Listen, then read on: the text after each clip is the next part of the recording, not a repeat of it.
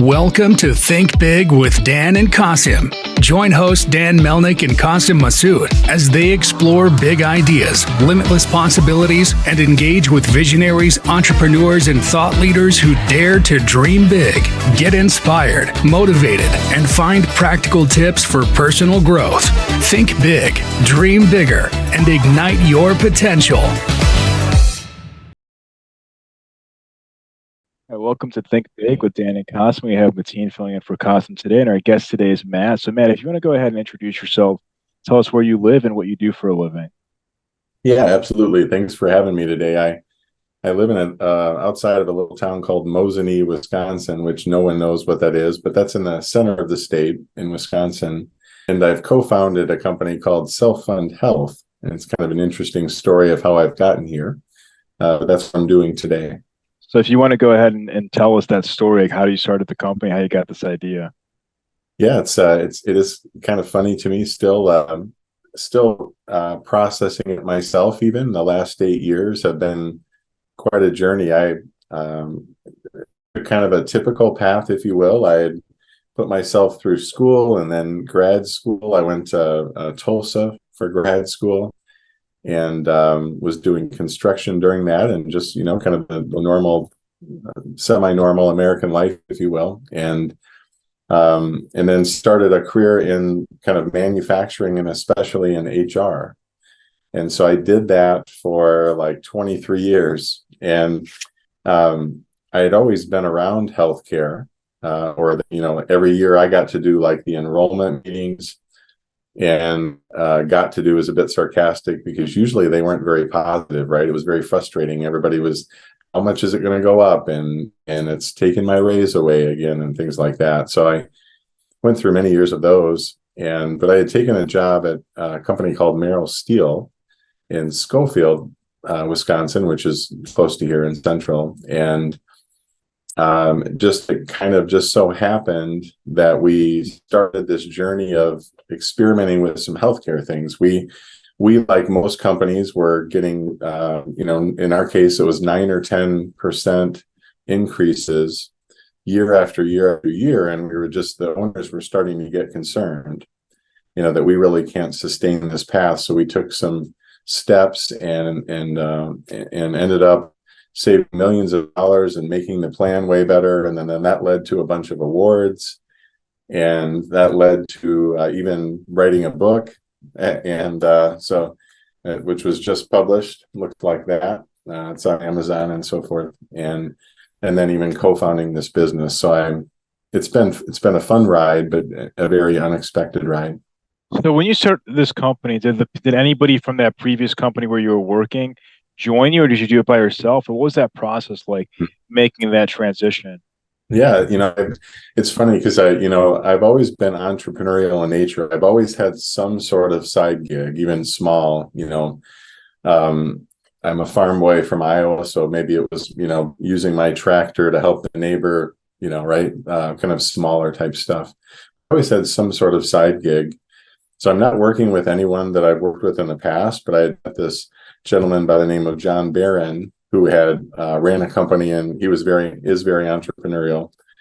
And he and I kind of met each other in kind of unexpected circumstances. And then he had some backing and funding. And so he was really the spark to start the business. And now we have 4 people total. All of those folks I did not know before. I've met all of them recently. So what was your biggest challenge with starting this company? Well, we probably like many, right? So kind of humorous challenges. So one, what are we going to call ourselves now?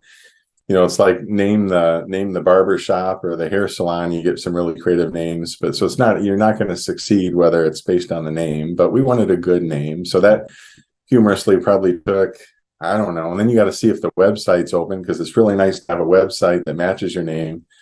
But people have gone out and bought up all these websites, everything they could dream up. But we did. We came across, we found Self-Fund Health, which is very related to what we're doing. It's not one of those where we had to like make up a word that doesn't exist. That happens a lot, especially in healthcare.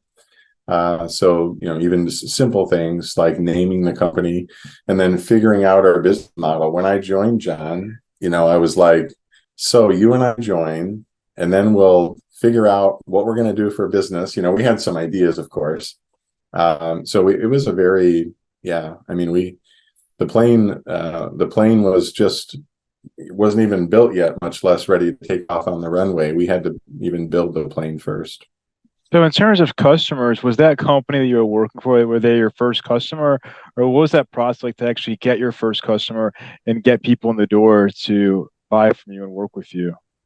Yeah, so it's not anybody that I've worked with in the past. One of the things that I didn't mention, which has really been kind of the bedrock to the business, is that after a few years of succeeding at Merrill Steel, when the word got out, to the rest of Wisconsin, that, hey, these guys were able to overcome what most employers are still frustrated with, right? Controlling healthcare costs and so forth. My phone started to ring, and people would say, "How'd you do it? How'd you do it?" And well, as kind of indicated in the book, which is 228 pages, but it's just, I can't give you that answer in like 5 minutes or 10 minutes. I would always joke and say, "What are you doing in the next 4 hours?" That's the kind of answer it feels like. And once you get it, it's fine, you get it. But so I didn't have time to talk for 4 hours every time the phone rings. So I said, what if we started a best practice group? We called it I think I named it in about 10 seconds. That's how sophisticated it was. But we called it Healthcare Best Practice Group. And so we would meet like once a month. And then any of these employers that wanted to show up, and they could share their ideas too, and we'd all learn. And that's how it got started. And then last year, I think it was spring of last year, we started having these events. And so we'd say, okay, we're going to have some employers who have succeeded talk, and there aren't many of them. But we had over 100 people show up this first event, and we were kind of like, oh, I think we're onto something here. So now we've been traveling the state and putting on these educational events, because that's one of the first steps. And we're approaching 2,000 people in the group and around 750 companies. So it's growing pretty fast. So Matt, where most of your customers are located? Are they in Wisconsin or all nationwide? So we eventually would plan to scale nationally. But right now we're focused on Wisconsin, just to kind of get rooted and kind of grow from there. So we divide up the state of Wisconsin into 5 parts. So if you're not from Wisconsin, not all that interesting, but you probably heard of Madison, which is the capital, and then Milwaukee, which is southeast. There's an area called the Fox Valley. So that's Green Bay, like the Packers, and then Appleton all the way to Oshkosh, which most have heard of from the company. And then there's 2 less populated areas, central and western. But we work with employers in 3 of those 5 regions today. So we can work anywhere in the state. So we have the state canvassed and covered, but we have not crossed the border yet, although we do plan to probably in the next year or 2. Exciting. So I went to UWM, so I lived in Milwaukee for 4 years. I got originally from Chicago, so I know the area very well. Very unique. Yeah. So what role does technology play in your business? That's an interesting question. Yeah. So my business partner, my co-founder, is one of his titles that he calls himself is a technologist. And so our plan is to take the models. We've built this high performing self-funded plan based on how I did it at Merrill Steel and how some other companies have done it in the state and succeeded.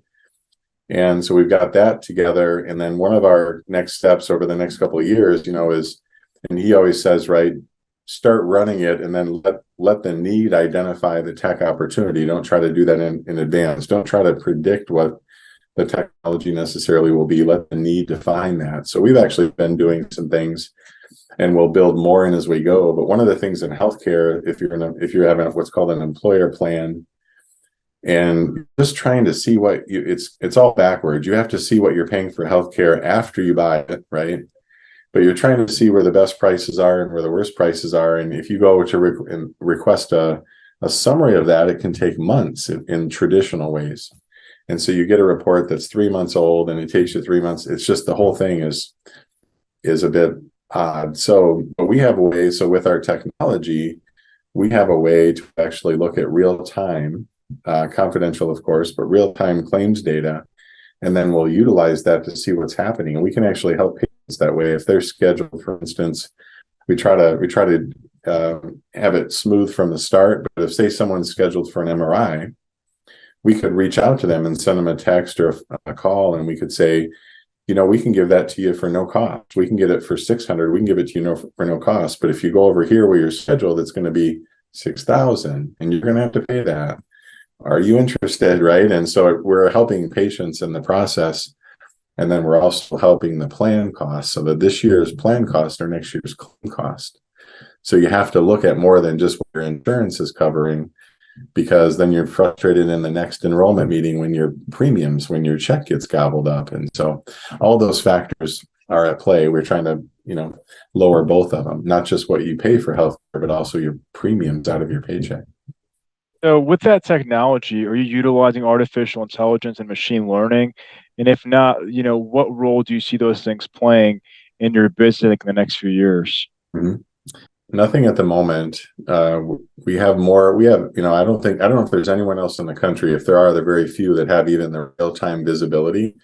But I think that turns into some automation and maybe even some AI, where we can begin to interact with patients and help them make the best decision for healthcare, the best choices, which is what we do now, but it's still more manually, where it'd be a phone discussion or a discussion with a doctor, something like that, where we could automate that.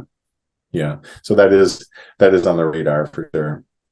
So in terms of expanding to other states, when you guys are planning on expanding, are there going to be, different, because every state has different laws when it comes to healthcare, right? So is that part of the issue in terms of expansion? You have to kind of do it carefully and strategically in terms of which states you're expanding in at a certain time. Yeah, most when it comes to employer plans there are some specific state laws you need to be maybe are a little different, but for the most part, it's a federal regulation under what's called the ERISA. And so we probably won't have a lot of regulation issues, but we do have, as we build our plan, we have to make sure we have to map out all the doctors, all the providers, all the specialties, what we call DPCs, direct primary care offices, independent, basically clinics. And so all that will definitely take some time. And so it's not just go here, plug and play. We have to kind of build it out first. So what are your top priorities in the next 3 to 6 months? I think we're at the moment now where we've smoothed things out and it's running well. And then now we're looking to add more employers, add more plans. And so I think we're ready for that kind of, not full scale, but, maybe 5 to 10, even to 15 plans we could take on. And most of the plans renew on January 1. Sometimes you'll see a July 1, but that would be our next phase, is to have 5 or more plans by January 1. So are you working with specific industries, or like you mentioned that you have these events, but you're using LinkedIn or email outreach, what else have you used to scale as well? I'm curious about that. Yeah, I do. So the events help, and then I do a lot of LinkedIn. And so I've been on Twitter before, but I still don't really get it. It still seems a little weird to me. A friend of mine, she calls it tweeter, even though you do tweet. So, but I'm pretty green on Twitter, and so I am logged in and so forth, but I don't use that much. But a lot of it's been, and I also have this new kind of a newsletter type thing that I send out to that large list. So I've gotten, use that method as well. So we send out things in writing, and then sometimes even videos or LinkedIn posts. But LinkedIn's been kind of my go-to from a social media standpoint. So in terms of your ideal customer, what does that look like in terms of company size or even industry? What does that look like for you? It's pretty flexible in terms of what the company looks like. It could be a school district, it could be a county, so it could be on the public side. Could be a private company that is, say, manufacturing or retail, or it could be a Fortune, stock traded type company. As long as they really have, and this is a very general number, but usually 50 or more employees. We're talking to one tomorrow that has 30, so you can see the flexibility. But the bigger the number, the more the employees they have on the plan, on the health plan, the more stability you get. Just kind of the law of averages, that you can stabilize, say, a higher claim with more people. So it becomes a little easier on the self-funding side. But yeah, even 25, but usually if somebody were to ask, we'll say 50 or more employees. Sure. So what is the one biggest piece of advice you wish you knew before you started this entrepreneurship journey? We've certainly learned a lot along the way. I've learned a ton in the last 8 years and wrote a book to help others, because what's interesting is if you go on Amazon, and which is probably the source, right, for written stuff, even more. And there's a guy, I met him, he lives in Wisconsin, a guy named John Trinas. He's 86, I think now. He wrote a book like 10 years ago on a success story that he had with his company near Milwaukee. And so I've had to formulate all these ideas and put them in the book to try to help others. But the industry is really very unique in healthcare. And the premise of the book is to open up the free market, that the free market is not free. It's very suppressed. If we're going to Best Buy, as just as an example, right? I want to buy anything, refrigerator or earphones or something. We look on the shelf and we look on the prices. We can even pull out our phone and see if maybe another store can price match, and we can do all these shopping things. We can evaluate price and we can evaluate quality, and they'll usually price match if it's the same thing, and so forth. And we know that we can shop anywhere, that if we don't like the deal, or we're not in some kind of limited network like healthcare, right? You're not in network, I'm sorry. Well, we'll go down to Sam's and we'll get a better deal. So it's really just understanding all those restrictions that maybe the industry is kind of built, and that we need to unlock a lot of those doors, because it's really hurts it's unfair to the seller. So we have a win for the buyer. We have a win for the seller, but we have a lose for the buyers. And no win-lose relationships can last forever. Win-lose relationships always end. So then nobody wins, right? So what I seek, what I say in the book, and what I say regularly is we're looking for win-wins. We'd like a win for the buyer, and we'd like a win for the seller. And I don't think that's an unfair ask. For sure. So if we're going to have this conversation again in 1 year from now, where do you expect things to go for your business? Yeah, I would like to be able to say that we're changing healthcare at first in Wisconsin, right? That we're changing the landscape of it, and we're changing how healthcare is purchased and how healthcare is received, that we've lowered the cost and increased the quality.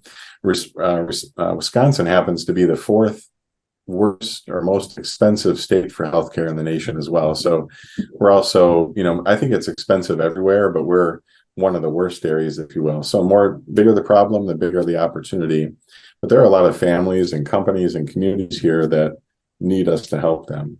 So that's kind of a short-term mission, if you will. Sure. So if somebody wanted to reach out to you and your company, what's the best way that they can find you? If you can share your website, or the best way to reach out to you? Probably a couple of ways. Yeah, the website, so selffundhealth.com. There's a contact us button on there. And then also my email is Matt, M-A-T-T, @selffundhealth.com. 3 words, no dashes, no dots, is the easiest way to reach me, or LinkedIn as well. Matt, thank you so much for your time. We're rooting for you. Hopefully we can chat again in 1 year from now as you continue to scale your company, and good luck with your book as well. Yeah, appreciate that. Great to meet you guys. Thanks for your time today. Thanks. Thank you. Thank Have a you. good one. You Bye. bet. You as well. All right. Take care.